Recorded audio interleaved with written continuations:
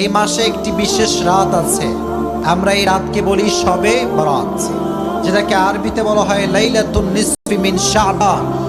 মূলত শবে বরাত বলতে কোনো শব্দ হাদিসে নেই, হাদিসে যেটা আছে এটার নাম হচ্ছে লাইলাতুন নিসফি মিন শাবান। যেহেতু আমরা শাবান মাসে বসেছি, শবে বরাত নিয়ে কিছু কথা বলে তাফসীর শুরু করার দরকারটা যুবক ভাইরা আছে না নাই? শবে বরাত নিয়ে বাংলাদেশে প্রশ্নের কোনো অভাব নাই। কেউ কেউ বলে শবে বরাত কি আসলেই আছে, কেউ কেউ বলে শবে বরাতের নামাজের নিয়ম কি, নামাজ আছে কিনা, আবার কেউ কেউ শবে বরাতকে ঘিরে বেদাতের আখড়া বাংলাদেশে গড়ে তুলেছে। ঠিক না বলেন?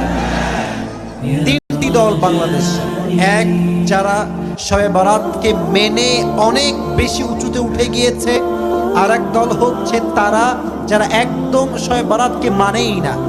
আমরা হচ্ছি মধ্যম পন্থা উল্লেখ করব, সেটি হচ্ছে আমরা শবে বরাতকে মানি, তবে কোনো বেদাতকে আমরা মানতে চাই না। ঠিক না বলেন?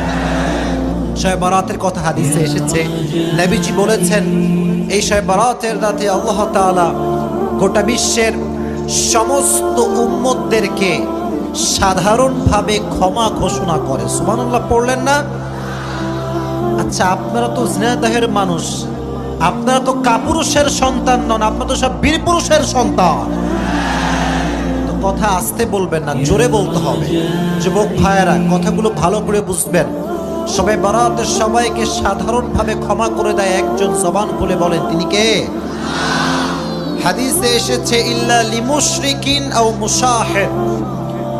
এই লাইলাতুন নিসফি মিন শাবানের যে রাত শবে বরাত, এই রাতে সবাইকে ক্ষমা করে দেয় আল্লাহ তাআলা, তবে দুইজনকে ক্ষমা করেন। এক, যে ব্যক্তি শিরিক করে, যে ব্যক্তি আল্লাহর সঙ্গে আরেকজনকে শিরিক করে তাকে আল্লাহ তাআলা ক্ষমা করেন না।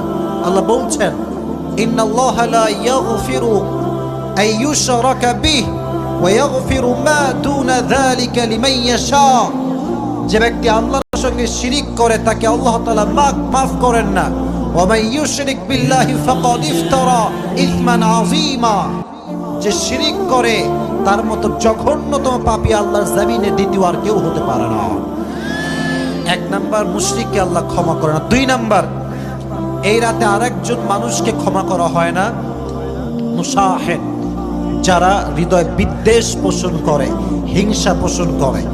বাংলাদেশে আমাদের হিংসা আছে না নাই?